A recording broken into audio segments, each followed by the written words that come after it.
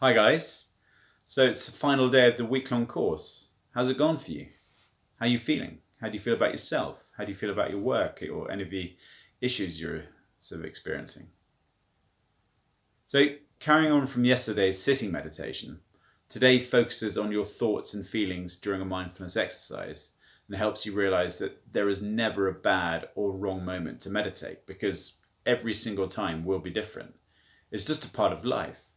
Banishing thoughts is not easy, and it's not meant to be, but by following the preceding tips and hints, you will be well on your way to conducting your own sort of mindful meditations without the need to depend on a guided script. But obviously, you're very welcome to always come back to the website and just when you need a little extra helping hand. Now, I will also be giving you a bit more insight into practicing mindfulness through movement, which means that for all you naysayers who claim to not have the time because you're always on your feet, it's time to step up to the mark and welcome in this revolutionary practice. So, the action for today is on thoughts and feelings. So, resuming your sitting position from yesterday, notice your breath every time it enters and leaves your body. Focus on the sensations it creates as it enters your nose and the sound of it leaving your nostrils. Feel a temperature difference as it passes. Now notice any thoughts that are entering your mind and allow them to take a front seat. Observe the process of thinking. Notice how some thoughts are pulling your attention towards them more than others, and how you might want to follow them, just get caught up in them, constructing stories to feed their desires. Whatever the thoughts, be that about the past, the future, or some cognitive problem you are trying to solve, witness how your mind gets caught up in some stories, but repelled by others. Notice what interests you and what bores you, but without getting drawn into them. Now, just practice letting the thoughts be. Observe them for what they are, but don't get caught up in their cogs. If you find yourself being drawn into a thought, observe what is happening. Take a metaphorical step back and then visualize thoughts as clouds in the sky, letting the one in which you nearly became entangled in slowly breeze you by. If you came across a disturbing thought that won't leave you alone, know that you can always go back to your breath or find a sound that needs to be observed, and then just let it pass you by.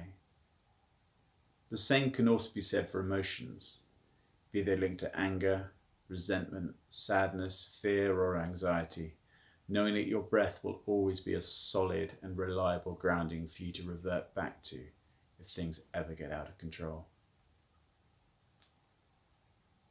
So we're now moving to mindful movement.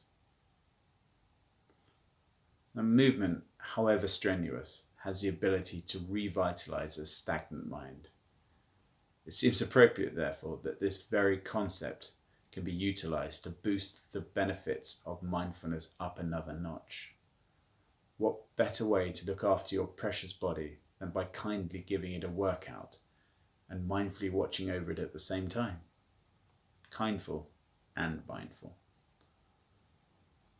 I understand that yoga is a similar kind of activity, but don't worry, I won't be asking you to do any downward dogs.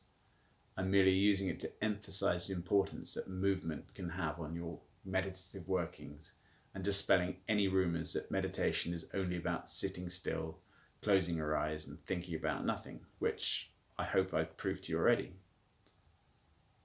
Always focus on your breath. That's the bedrock of meditating.